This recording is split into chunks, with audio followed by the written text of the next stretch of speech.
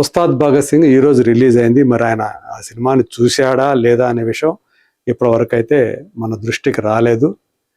కాకపోతే ఇప్పుడు ఆల్మోస్ట్ 2 సినిమాలు ఒకేసారి రిలీజ్ అయ్యాయి కాబట్టి ఇప్పుడు దీన్ని అల్లు అర్జున్ 'ధురంధర్ 2' సినిమాని మెచ్చుకుంటూ ఒక ట్వీట్ చేయటం అనేది ఏదైతే ఉందో దాన్ని ఇప్పుడు పట్టుకుంటున్నారు పవన్ కళ్యాణ్ అభిమానులు. మొదట ట్వీట్ వేయాల్సింది పవన్ కళ్యాణ్ సినిమా గురించి కదా. ఉస్తాద్ భగత్ సింగ్ కూడా ఈరోజు రిలీజ్ అయింది.